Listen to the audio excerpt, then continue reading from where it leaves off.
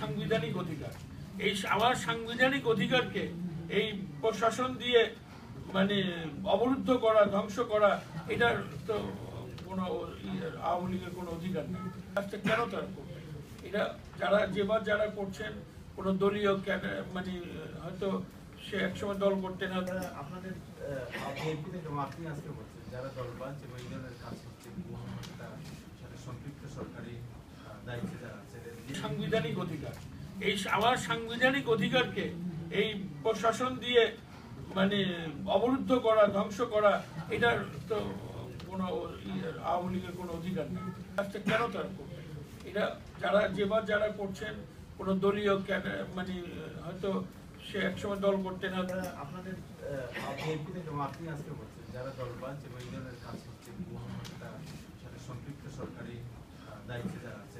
ঢাকা শহরে কিছু মিলিয়ে দেখলাম যে তারেক রহমানের সাথে আপনার কথা হয়েছে, ঢাকার নেতৃত্বে, আন্দোলনের নেতৃত্ব নাকি আপনাকে মানে পরিচালনা করার দায়িত্ব দেওয়া হবে। দিন চললে সফলতা পাবেন বলে আপনি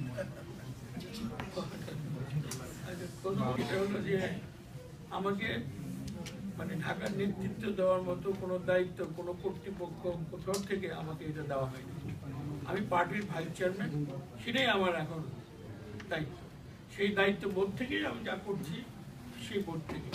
আর ঢাকায় আমাদের ঢাকায় থেকে চলে আসি নিউ ইয়র্কে, আমি নিজেই স্বপ্রণোদিত হয়ে আমাদের পার্টির চেয়ারপারসনকে আমি ঢাকার কমিটি নতুন করে গঠন করার জন্য আমি প্রস্তাব করি এবং সেখানে আমার প্রস্তাব মতোই এই নতুন আহ্বায়ক নিয়োগ মানে করেছেন আমাদের পার্টির চেয়ারপারসন।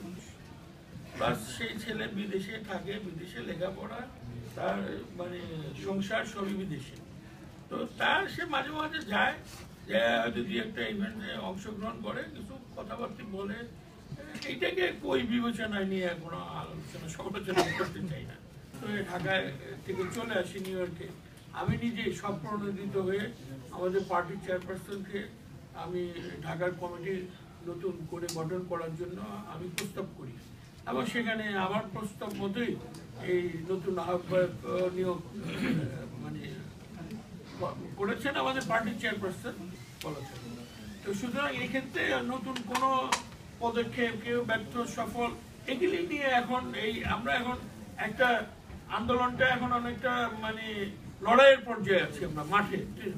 সেইখানে এখন এইগুলি নিয়ে বিচার বিশ্লেষণ করা অর্থ হলো নিজেদেরকে মানে মধ্যে একটা দ্বিধাদ্বন্দ্ব। যদি মানে সো-কল্ড দখলদার প্রধানমন্ত্রী তিনি যে মানে উদ্যোগী হয়ে আলাপ আলোচনা করে শুধু 20 দলের দাবি নয়, এই যে সুশীল সমাজের দাবি, মানে বিভিন্ন আন্তর্জাতিক জাতীয় সকল সংস্থার দাবি, সেই দাবি মোতাবেক তিনি একটা আলাপ আলোচনার ব্যবস্থা নেন। আমরা তো আওয়ামী লীগের একেবারে দুমড়ায় মুচড়ে কুয়ার মধ্যে নিক্ষেপ করবো। আমরা একটা স্বাভাবিক রাজনৈতিক পরিবেশ সৃষ্টি করব, সেখানে আলাপ আলোচনা হবে, একটা সুন্দর নির্বাচন কমিশন হবে, হয়তো একটা মধ্যবর্তী নির্বাচনের কথা আসবে, সেই নির্বাচনে উনি ওনার মতো করে ওনার ছবি দিয়ে উনি যাব, জনগণ যারা ভোট দেয় সে হয়ে যাবে। এখানে একটা জিনিস খোকা ভাই, সেটা হলো যে প্রধানমন্ত্রীর আইটি উপদেষ্টা সজীব ওয়াজির জয় বলছেন যে বিএনপি জঙ্গিদের সাথে কোনো সংলাপ নয় এবং অস্ত্র দিয়েই তাদেরকে মোকাবেলা করতে হবে। এই বিষয়ে আপনার মন্তব্য? দেখেন, সেই ছেলে বিদেশে থাকে, বিদেশে লেখাপড়া, তার মানে সংসার সবই বিদেশে। তো তার সে মাঝে মাঝে যায়, যে হয়তো দু একটা ইভেন্টে অংশগ্রহণ করে, কিছু কথাবার্তা বলে। এইটাকে কই বিবেচনায় নিয়ে কোনো আলোচনা সমালোচনা করতে চাই না। তোমার এই প্রশ্ন তারা শুনলে এই নেতৃবৃন্দ বিষয়টাকে উপলব্ধি করবেন। তারা যদি ঠিক না হয়, আমার কাছে এমন কোনো সিরিজ কাগজ নাই যারা বসে তাদের আমি পরিষ্কার করতে পারবো। এটা তাদেরকেই উপলব্ধি করতে হবে। আমার একটা প্রশ্ন ছিল, আমরা গণতন্ত্রে বিশ্বাসী একটা নরমপন্থী জাতীয়তাবাদী দল, বিএনপিকে বুঝতে হবে। বিএনপি গণতন্ত্রে বিশ্বাসী নরমপন্থী জাতীয়তাবাদী দল। আমরা নিয়মতান্ত্রিক আন্দোলন সংগ্রামে বিশ্বাস করি। আজকে যে লুটপাট যা ঘটছে, যেভাবে হচ্ছে, সবকিছুর জন্য সরকার, বিশেষ করে প্রধানমন্ত্রী দায়ী। কারণ তিনি এই যে মানে এই বিভিন্ন রাজনৈতিক দল, বিভিন্ন গোষ্ঠী একটা মানে ভয়াবহ পরিস্থিতির দিকে। প্রতি বছর আমরা কোন রকম কর্মসূচি কোন রকম কোন মানে ধরনের কোন কর্মসূচি একটা সমাধান করা দরকার, তারা এটা ভাবেন নাই। সুতরাং মানে অনর্থ হলো সরকার পক্ষ, আমরা তো ফ্লেক্সিবল, আমরা বসে আছি, আসেন আলোচনা করি কি করুন, ঠিক আছে। এমনকি আপনার মিডিয়াতে সরাসরি সম্প্রচার করা হোক, যাতে বুঝুক বিএনপি কি চায়, বিএনপি কি মানে এখানে কোন রকম করছে কিনা, মানে যেটা আপনি বললেন অনড় থাকছে কিনা, অযৌক্তিক কথাবার্তা বলছে কিনা, তারা কি বলছে, ঠিক আছে। সেই আলোচনা একেবারে সরাসরি রেডিও টিভিতে সম্প্রচার করা হোক, আপনারা দেখেন, আমাদের কিছু কোনো। আর সে হলো যে একটা কি আইটি কি অ্যাডভাইজার, একটা রাজনৈতিক একটা পদে, এবং সে ওই অর্থে পার্টির ইনা মাঝে মাঝে যান, মার সাথে দেখা করতে ভালো, মা ছেলের সম্পর্ক থাকা ভালো, এবং দেশের কিছু যোগাযোগ রাখাও ভালো। সেখানে যে হয়তো পরিস্থিতি বুঝে কিছু বলেন টলেন, আমি আমার অবস্থান থেকে এটাকে খুব একটা মানে গুরুত্ব সহকারে দিয়ে কোনো তীব্র সমালোচনায় নিতে চাই না। অভিহিত করছে এবং মিডিয়াগুলোকে সেভাবে প্রচার করার, সেটা ইনফ্লুয়েন্স করার চেষ্টা করছে। তো এইটা তারা মোটেও বলতে যাচ্ছেন এটা কোনো রাজনৈতিক, এই বিষয়টাকে আপনি কিভাবে? আগে উনি অবরোধ না যাওয়ার আগে তো অনেক পরিস্থিতি ছিল না, খালি পরিস্থিতি কেন হলো, একটা রাজনৈতিক কারণেই তো। এই রাজনীতি আপনি এখন সীতালক্ষ্য নদীতে, আর আপনি যদি নিয়মিত ডুব দিয়ে খুঁজতে থাকেন, কি পাবেন? আপনাকে ওখানে যেতে হবে। প্রবলেমটা হলো যে 5ই জানুয়ারির একটা যে একতরফা জনগণের বাদ দিয়ে একটা ভোট করলেন, সেই ভোটটাও একটা আপনার একটা সুদূর প্রসার। এক বেঞ্চে 2জন বিচারপতি, এক বেঞ্চে 3জন বিচারপতি, এই 5জন বিচারপতি এই ক্যাপ্টেনের গভর্নমেন্টের নেতৃত্বে ওয়ার্কার্স পার্টি সবাইকে রাখার পক্ষে বলল, কিন্তু যেই শেখ হাসিনার কাছে সে প্রস্তাবটা নিয়ে গেল, উনি এক কলমে এটা বাদ দিয়ে কি করলেন যে এটা বাদ। সুতরাং বাংলাদেশের মানুষ এটা বুঝতে পেরেছে যে এইটা একটা অসন্তোষের মধ্যে দিয়ে এই পরিবর্তনটা আসলে, এটা একটা মানে অনেকটা গায়ের জোরে যেন করে এই পরিবর্তন আনা হয়েছে। কেন আনা হয়েছে? উনি ক্ষমতা থেকে উনি যেন নির্বাচন, যেটা আপনারা ভালোই জানেন। এসটি ইমাম সাহেব তো ওই যে কি বলে না, সরকারের ভিতরে কথাটা ফাঁস করে দিয়েছেন, কিভাবে তিনি এই যে একতরফা নির্বাচনে কিভাবে সম্পন্ন করেছেন।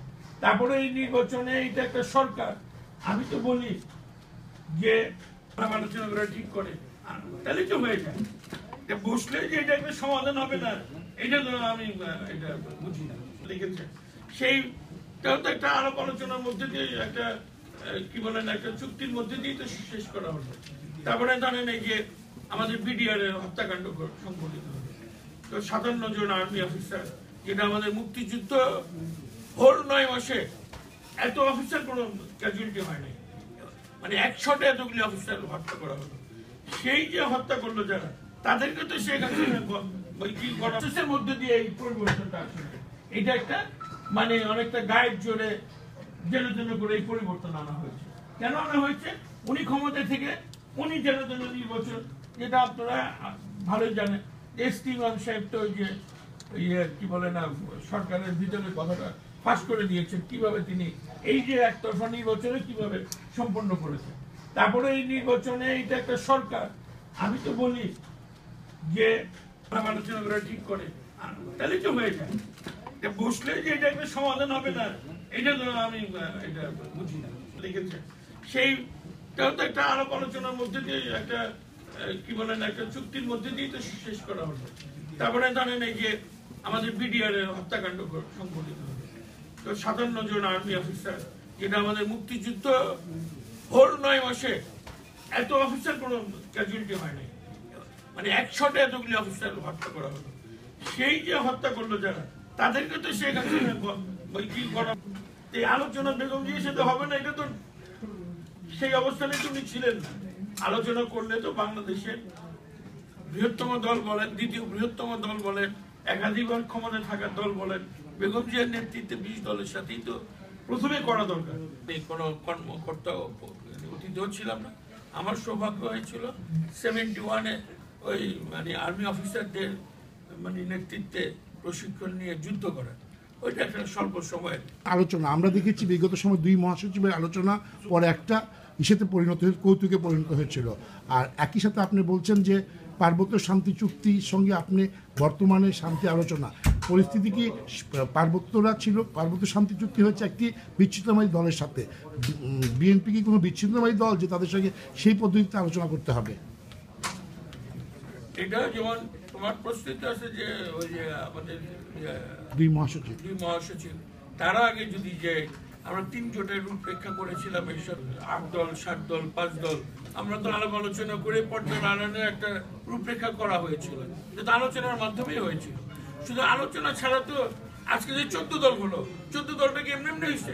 14টা রাজনৈতিক দল আলোচনা হয়েছে, তারপরে একটা তারা একটা ঐক্যবদ্ধ একটা জায়গায় এসছে। আমরা 20 দল কেমনি হয়ে গেছে? সবকিছু তো আরো বৃহত্তর প্রেক্ষাপটে এখন 14 দল 20 দলের কথা। কিন্তু শান্তি বাহিনী যেটা বলছিলেন আপনি, শান্তি বাহিনীর ব্যাপারটা অনেকক্ষণ আপনি বক্তব্য রাখছেন, আমাদের কথা শুনতে শুনতে কষ্টটা আসছে। সরকার যা বলে আস্তে আস্তে কিন্তু করে। আপনার কাছে কি তথ্য আছে এই চাপটা কতটুকু প্রবল কিংবা কতটুকু এই সরকারের উপরে প্রভাব ফেলতে পারে বলে আপনার মনে করেন? বিগত 5ই জানুয়ারি নির্বাচনের আগে ইউএন সেক্রেটারি জেনারেলের প্রতিনিধি তারঙ্ক সাহেব থেকে শুরু করে মার্কিন যুক্তরাষ্ট্রের একাধিক মন্ত্রী এবং তাদের প্রতিনিধিরা পর্যন্ত ইউরোপিয়ান ইউনিয়ন সকলেই একটা সমঝোতার মধ্য দিয়ে একটা সকলের অংশগ্রহণে একটা নির্বাচনের ব্যবস্থা করার উদ্যোগ নিয়েছিলেন। তাই বাংলাদেশের নির্বাচনের প্রশ্নে সেই অবস্থানেই তার অবিচল আছে। সুতরাং আন্তর্জাতিক চাপ তো আছে।